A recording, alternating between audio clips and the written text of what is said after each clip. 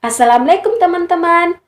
Nama saya Ranti, NIM 105731103 418. Berkaitan dengan mata kuliah Auditing 2, di sini saya akan memaparkan dua materi. Yang pertama, pemeriksaan liabilitas jangka pendek atau current liabilities. Yang kedua, pemeriksaan ekuitas. Tonton sampai habis ya. Nah, berbicara mengenai liabilitas jangka pendek, menurut Sukrisno Agus, liabilitas jangka pendek itu merupakan liabilitas perusahaan atau kewajiban perusahaan kepada pihak ketiga yang jatuh tempo dan harus dilunasi pada waktu kurang lebih 1 tahun atau dalam satu siklus operasi normal perusahaan.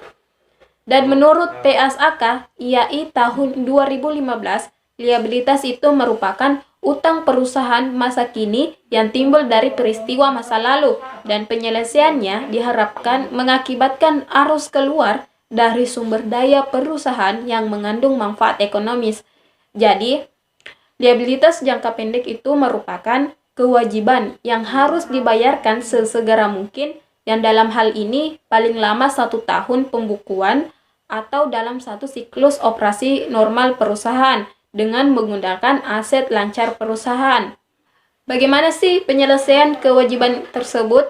Nah, untuk penyelesaian kewajiban dilakukan dengan berbagai cara, seperti pembayaran kas, penyerahan aset lain, pemberian jasa, pergantian kewajiban tersebut dengan kewajiban lain, dan konversi kewajiban menjadi ekuitas. Apa saja sih contoh liabilitas jangka pendek itu? Liabilitas jangka pendek itu meliputi yang pertama utang usaha, yang kedua pinjaman dari bank, di mana pinjaman yang diperoleh dari bank ini didukung oleh suatu perjanjian kredit, baik kredit modal kerja maupun kredit rekening koran. Yang ketiga, bagian dari kredit jangka panjang yang jatuh tempo dalam waktu kurang atau sama dengan 1 tahun. Yang keempat, utang pajak, di mana utang pajak perusahaan itu harus dilunasi dalam periode berikutnya, seperti utang PPh 21, PPh 25, dan pajak pertambahan nilai. Yang kelima, biaya yang masih harus dibayar. Yang keenam, voucher payable. Yang ketujuh, pendapatan yang diterima di muka. Yang kedelapan, utang dividen. Yang kesembilan, utang pemegang saham. Yang kesepuluh, utang leasing. Yang kesebelas, utang bunga, dan lain sebagainya. Tujuan pemeriksaan liabilitas jangka pendek yang pertama yaitu untuk memeriksa apakah terdapat internal kontrol yang baik atas liabilitas jangka pendek. Nah, jika internal kontrolnya dianggap cukup baik oleh auditor, maka ruang lingkup pemeriksaannya itu dapat dipersempit. Begitu juga sebaliknya, jika disimpulkan lemah oleh auditor, maka ruang lingkup pemeriksaannya itu harus diperluas. Yang kedua, memeriksa liabilitas jangka pendek yang tercantum di laporan posisi keuangan didukung oleh bukti-bukti yang lengkap. Nah, bukti-bukti yang lengkap ini seperti purchase requisition, purchase order, supplier invoice, dan receiving report. Yang ketiga, memeriksa apakah semua liabilitas jangka pendek perusahaan itu sudah tercatat pada tanggal laporan posisi keuangan atau neraca. Yang keempat, untuk memeriksa apakah accrued expenses jumlahnya reasonable, artinya masuk akal atau wajar, atau tidak, dalam arti tidak terlalu besar dan tidak terlalu kecil. Yang kelima, memeriksa apakah kewajiban leasing atau sewa, jika ada, sudah dicatat sesuai dengan standar akuntansi sewa guna usaha, yaitu PSAK nomor 30, revisi tahun 2015 tentang sewa. Misalnya, jika ada utang leasing untuk pembelian mesin pabrik, maka harga perolehan barang tersebut dan utang leasing harus dicatat pada nilai sebelumnya. Yang keenam yaitu untuk memeriksa apakah seandainya ada liabilitas jangka pendek dalam mata uang asing pertanggal laporan posisi keuangan itu sudah dikonversikan ke dalam rupiah dengan menggunakan kurs tengah Bank Indonesia, dan selisih kurs yang terjadi sudah dibebankan atau dikreditkan pada laba rugi tahun berjalan. Prosedur pemeriksaan liabilitas jangka pendek. Yang pertama, pelajari dan evaluasi internal kontrol atas liabilitas jangka pendek. Yang kedua, minta rincian dari liabilitas jangka pendek, utang usaha maupun liabilitas lainnya, kemudian periksa penjumlahannya serta cocokkan saldonya dengan saldo utang di buku besar. Yang ketiga, untuk utang usaha, cocokkan saldo masing-masing supplier dengan saldo menurut subsidiary ledger utang usaha. Yang keempat, secara test basis atau sampling, periksa bukti pendukung dari saldo utang kepada beberapa supplier. Yang kelima, seandainya terdapat monthly statement of account dari supplier, maka harus dilakukan rekonsiliasi antar saldo utang dengan saldo subsidiary ledger utang. Yang keenam, pertimbangkan untuk mengirim konfirmasi ke beberapa supplier, baik yang saldonya besar maupun yang saldonya tidak berubah sejak tahun sebelumnya. Yang ketujuh, periksa pembayaran sesudah tanggal laporan posisi keuangan untuk mengetahui apakah ada liabilitas yang belum dicatat per tanggal laporan posisi keuangan dan untuk meyakinkan diri mengenai kewajaran saldo liabilitas per tanggal laporan posisi keuangan. Untuk contoh kertas kerja liabilitas jangka pendek, kita bisa lihat contohnya seperti ini ya. Nah, di kertas kerja liabilitas jangka pendek itu telah dimuat data-data rincian liabilitas jangka pendek seperti utang usaha, uang muka penjualan, biaya yang masih harus dibayar, utang PPh 21, utang PPh badan, utang PPN, dan utang lain-lain. Nah, di data rincian tersebut telah dimuat saldo kertas kerja per 31 bulan 12 2015. Nah, kita lihat di kertas kerja liabilitas jangka pendek ini saldonya ada tanda seperti ini yang artinya kita harus cek voting. Kita harus cocokkan saldo yang ada di kertas kerja dengan saldo di liabilitas jangka pendek di buku besar.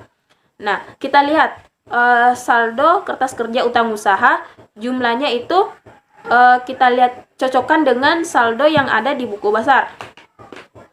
Nah, setelah kita lihat saldo yang ada di buku besar per tanggal 31/12/2015 itu ternyata di jumlah akhirnya itu ada tanda L yang melambangkan sudah cocok dengan buku besar, yang artinya rinciannya itu sudah sesuai. Begitu juga dengan saldo yang ada di buku besar, uang muka penjualan, dan yang lainnya. Materi yang kedua yaitu pemeriksaan ekuitas. Berbicara mengenai pemeriksaan ekuitas, menurut PSAK IAI tahun 2015, ekuitas itu adalah hak residual atas aset perusahaan setelah dikurangi dengan semua liabilitas. Nah, jumlah ekuitas yang ditampilkan dalam laporan posisi keuangan bergantung pada pengukuran aset dan liabilitasnya. Jadi, ekuitas itu merupakan modal atau hak pemilik atas aset sebuah perusahaan setelah dikurangi dengan jumlah kewajiban. Jenis-jenis dan pengklasifikasian ekuitas itu tergantung pada bentuk hukum perusahaan, seperti perusahaan perseorangan, firma, perseorangan komanditer atau CV, perseorangan terbatas, perusahaan umum, perusahaan jawatan, koperasi, dan lain-lain sebagainya. Nah, dalam suatu perusahaan perseorangan, modalnya itu terdiri atas modal pemilik tunggal. Sedangkan dalam suatu firma, modal itu terdiri atas modal lebih dari satu partner, di mana modal masing-masing partner itu akan bertambah dengan adanya pembagian laba atau tambahan setoran modal, dan juga akan berkurang dengan adanya pembagian kerugian atau pengambilan prive. Untuk badan hukum yang berbentuk koperasi, modal pokoknya itu adalah simpanan pokok anggota yang tak dapat dipindah tangankan dan dapat diambil kembali pada saat anggota itu mengundurkan diri.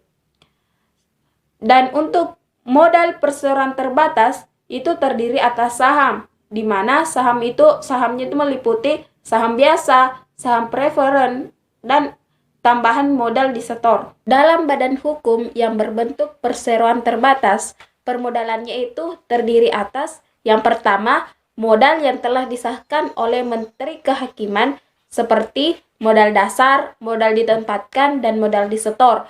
Yang kedua, treasury stock, yaitu saham perusahaan yang sudah beredar lalu dibeli kembali oleh perusahaan. Yang ketiga, premium agio atau diskon disagio dari penjualan baik saham biasa maupun saham preferen. Adapun tujuan pemeriksaan ekuitas, yang pertama untuk memeriksa apakah terdapat internal kontrol yang baik atas permodalan atau ekuitas, di mana setiap perubahan modal harus diotorisasi oleh pejabat perusahaan yang berwenang dan instansi pemerintah. Misalnya, perseroan terbatas, setiap perubahan harus melalui perubahan akta pendirian dan pengesahan dari Menteri Hukum dan HAM. Yang kedua, untuk memeriksa apakah struktur permodalan yang tercantum di laporan posisi keuangan sudah sesuai dengan apa yang tercantum di akta pendirian perusahaan. Maksudnya, bahwa jumlah modal dasar, modal ditempatkan, dan modal di store, baik dalam jumlah lembar saham maupun nilai nominal yang tercantum di akta pendirian harus sesuai dengan yang tercantum di laporan posisi keuangan. Selain itu, maka auditor harus memeriksa dan yakin bahwa modal di store betul-betul sudah disetor oleh para pemegang saham. Yang ketiga, untuk memeriksa apakah izin yang diperlukan dari pemerintah yang menyangkut ekuitas itu telah dimiliki oleh perusahaan. Yang keempat, untuk memeriksa apakah perubahan terhadap ekuitas telah mendapat otorisasi baik dari pejabat perusahaan yang berwenang maupun dari instansi pemerintah.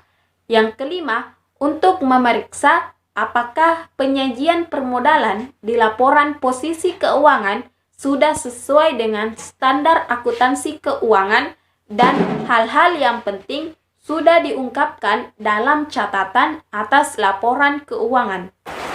Prosedur audit yang disarankan dalam pemeriksaan ekuitas. Yang pertama, pelajari dan evaluasi internal kontrol atas ekuitas. Nah, untuk mempelajari dan mengevaluasi internal kontrol atas ekuitas, digunakan internal control questionnaires atau penjelasan naratif. Contohnya seperti ini ya teman-teman. Yang kedua, minta salinan dari akta pendirian, SK pengesahan Menteri Hukum dan HAM, SK BKPM atau BKPMD, SK Bapepam LK, dan SK Presiden untuk disimpan dalam permanent file. Yang ketiga, cocokkan data yang ada dalam akta pendirian dengan modal yang tercantum di laporan posisi keuangan. Yang keempat, setelah itu periksa bukti setoran dan otorisasi untuk penambahan modal. Untuk contoh kertas kerja ekuitas, kita bisa lihat contohnya seperti ini. Nah, di situ dimuat data rincian modal disetor dan saldo laba rugi, di mana kita harus cek voting atau cocokkan saldo yang ada di kertas kerja dengan saldo yang ada di buku besar. Di situ modal disetor, di mana di buku besarnya modal ditempatkan dan disetor penuh 10 lembar dengan nominal 100.000. Dan kita lihat hasilnya ternyata sudah sesuai dengan kertas kerjanya. Begitu juga dengan di saldo laba rugi. Di saldo laba rugi, saldonya yang ada di kertas kerja kita juga harus cocokkan dengan di saldo laba rugi yang ada di buku besar. Nah, ternyata saldo berauditnya di tanggal 31 bulan 12 2015. Di sini jumlahnya ada tanda L yang melambangkan sudah cocok dengan buku besar. Sehingga kesimpulannya, berdasarkan prosedur audit yang dijalankan sudah sesuai dengan audit program ekuitas dan saldo ekuitasnya per 31 2015 itu sudah disajikan secara wajar.